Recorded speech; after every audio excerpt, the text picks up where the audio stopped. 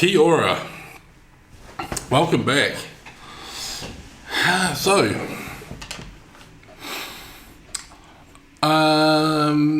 print project's coming along nicely. I did change my mind on the print. It's going to be a different print going out. That's better. Bought a few cameras in the last week or two. One that I've been looking at buying for a while, which I actually pulled the trigger on. I'm going to turn my fan on, it's too warm, sorry. Is this bad boy.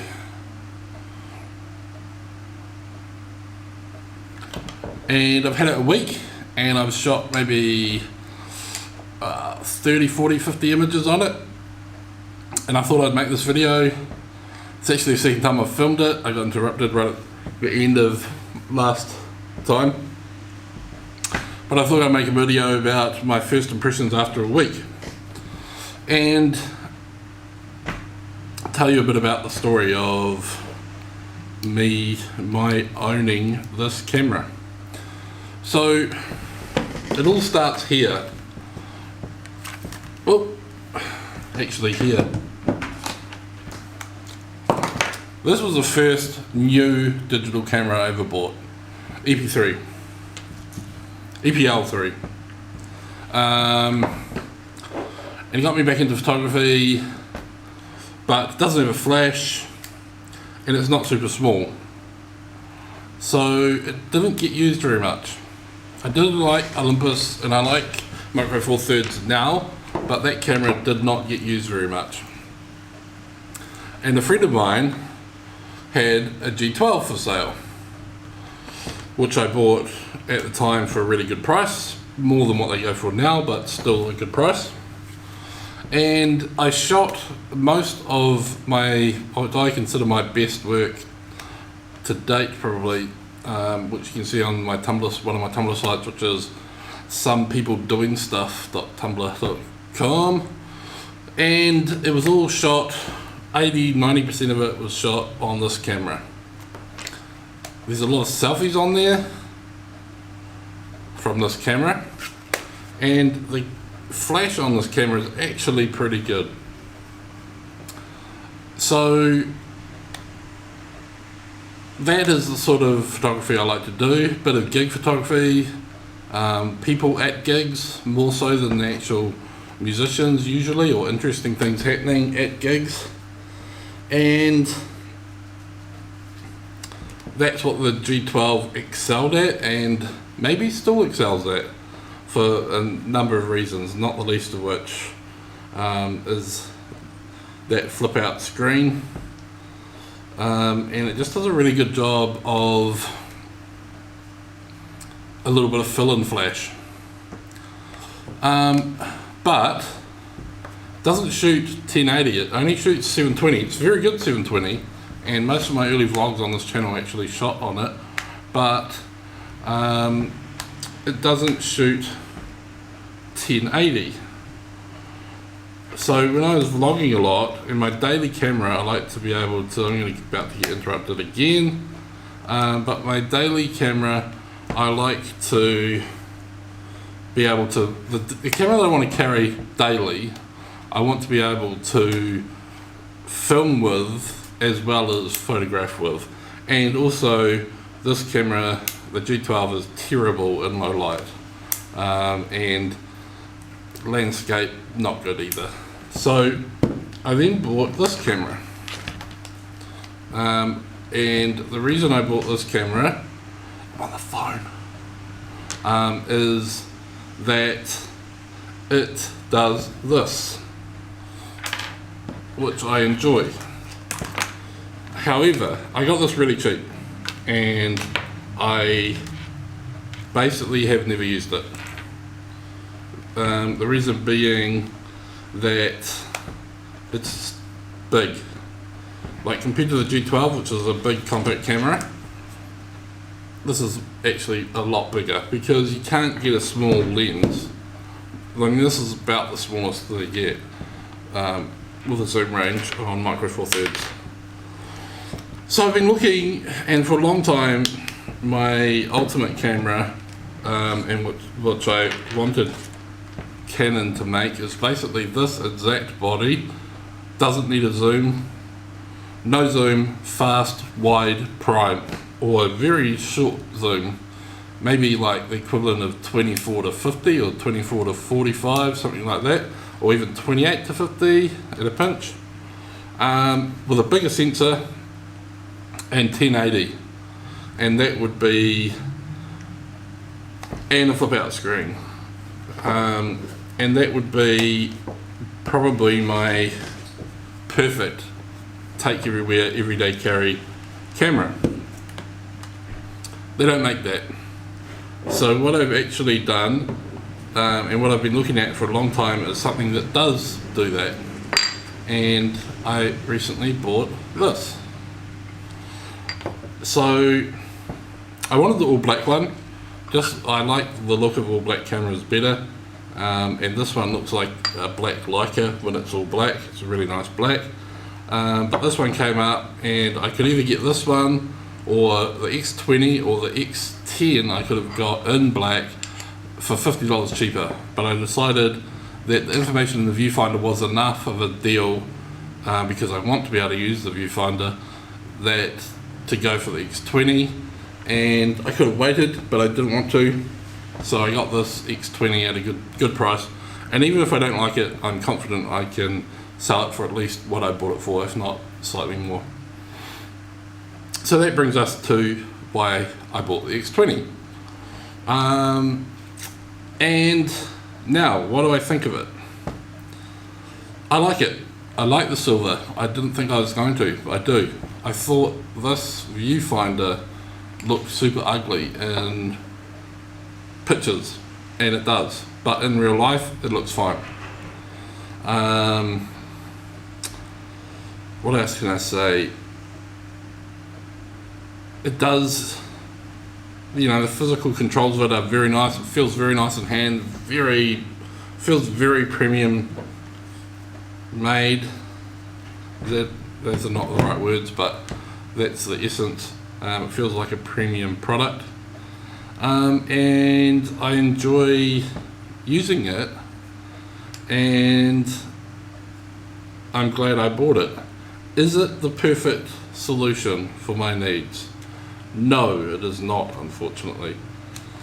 One thing it does that I do not like, and I haven't checked that I'm actually on the latest firmware, so I'm wondering if this is different with the latest firmware, but when you take a photo, it previews it on the screen straight after you've taken it, but for less, I'm pretty sure less than a second. If it's a second, it's just a second, and that's not long enough. Most other cameras that I'm aware of, you can change that length, and what I do on all my cameras is I set it to stay on that preview until I push the shutter button again. And I don't understand why they didn't give us that option. I have my theory as to why they didn't, but to me, you give the choice to your customer if you can. So Fuji, this is why I suspect you did this. All your cameras, even the new X100, you can flip the screen away. You're trying to make them film cameras, or the digital experience on your cameras as close to film as possible. I get that, but I'll shoot film if I want to shoot film. A big part of the reason why I shoot digital is so I can chimp, and I can check my exposure, and I can see if the settings that I'm using when I'm in a tricky situation are working, and I can adjust them quickly, and I can, you know, I can go quickly and adjust something because it didn't work and take a photo again. It's literally extra button pushes that I don't need, and I don't understand why you wouldn't give me the option, us the option, to actually decide how long we want to see that image for. It can't be hard to do. There's no physical reason not to do it. It's literally just a software edition or a software update, and then we could do it. I'm sure of that. So that is a big issue to me. As I said, that's a big part of why I use digital cameras, is because I want a chimp. I don't want to be apologetic about it. I understand why you've done it, and I don't want to be whingy, and I don't want to be like another certain YouTuber, photographer who seems to only whinge even when he's smiling. But yeah, but otherwise I love the camera, and it's not a deal breaker, but it is.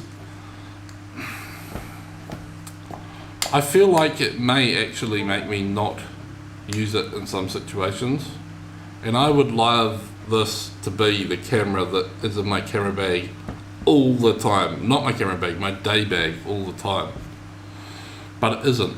If I'm going to a gig, I'm not sure I'm grabbing this over this.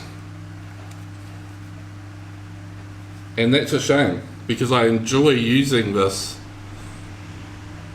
at least 20% more than this, although I really enjoy using this still.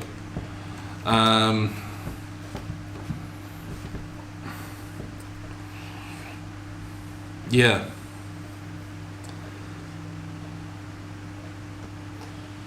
I would rather have that ability to chim. I'm going on about it, but hey, it's a video.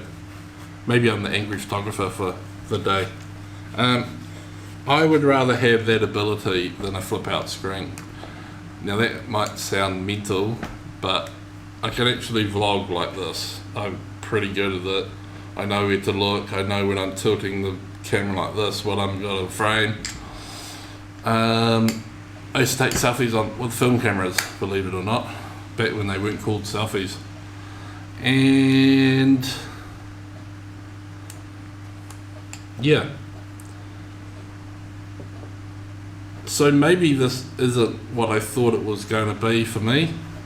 It's very, very close. And I'm sad that it isn't. But it is still going to be in my everyday bag a lot of the time. I've actually bought a bigger everyday bag just so I can carry more cameras, which sounds crazy, but it's true. This lens cap that everyone bitches about, I like it. I don't understand what you don't like about it. It's great. I'm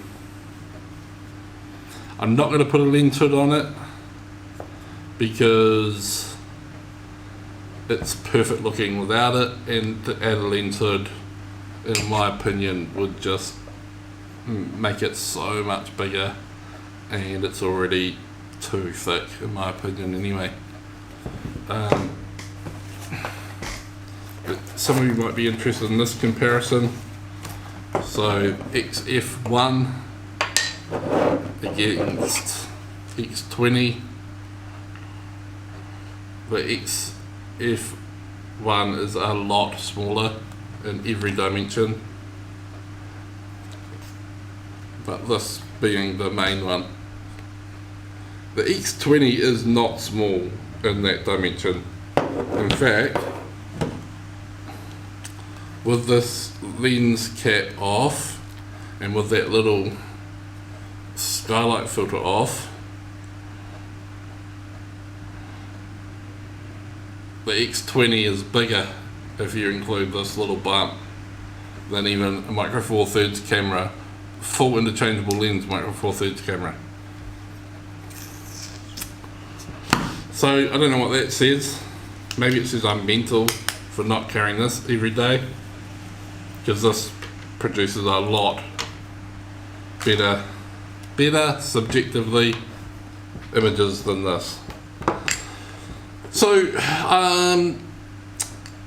another thing I really enjoy about the X20 is the film bracketing. You can bracket three of the film styles.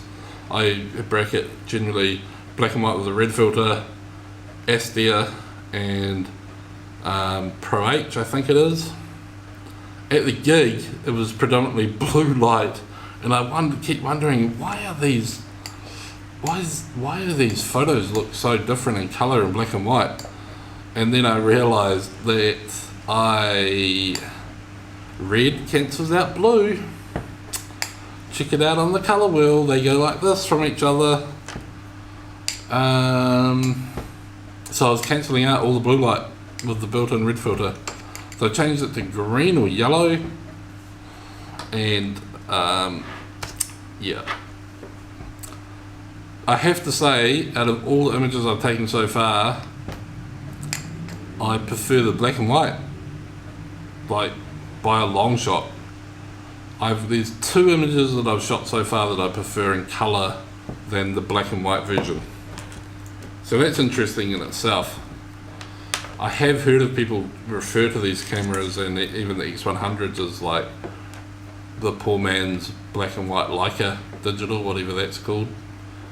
And maybe I'm beginning to agree with that. When you put the red filter on, it's almost like infrared, like the foliage and stuff. I'm going to put some of these photos online somewhere. The images, the description, or the link. Man, I've got bad words today. The link will be below. Might not be there now, depending on when you're reading this or watching this video, but as soon as I get them up, I will have a link below. The ones with foliage in them, the foliage is quite light, which is cool. I love that look. Not light like true infrared, but yeah, the black and white filter with black and white with the red filter film simulation is very good on this camera. So overall, I'm only a week into it. I do like it. It's ridiculously small in my hands. I can maybe even make it disappear. Magic trick. But I really like it. The chipping thing is the only thing that I really don't like. I don't understand why that's not an option.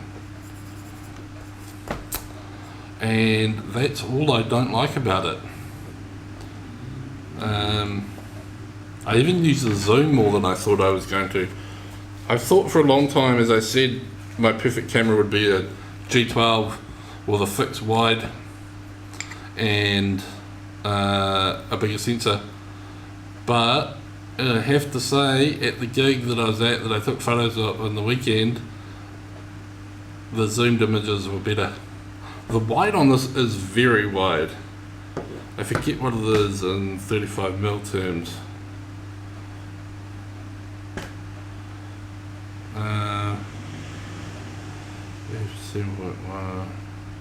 No, I can't remember.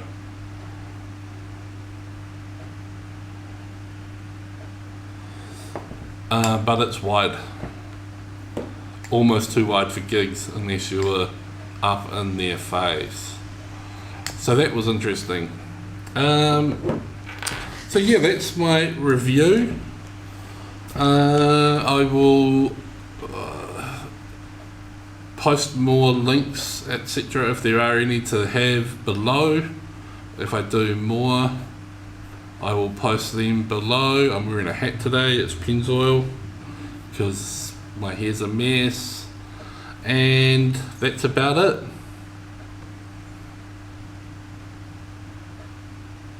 Subscribe. If you haven't subscribed to my channel and you've made it this far, please subscribe. Most people don't make it this far. If you have, then you're one of the true ones, and I would greatly appreciate a subscribe or even a thumbs up. And yeah, that's it for me. I've got 4 new subscribers since I have started on this new series, which this is not really a part of. The print's coming along good. I did go with a new print that I'll be sending out, and let me know in this video if you would like that print. I'm going to extend it.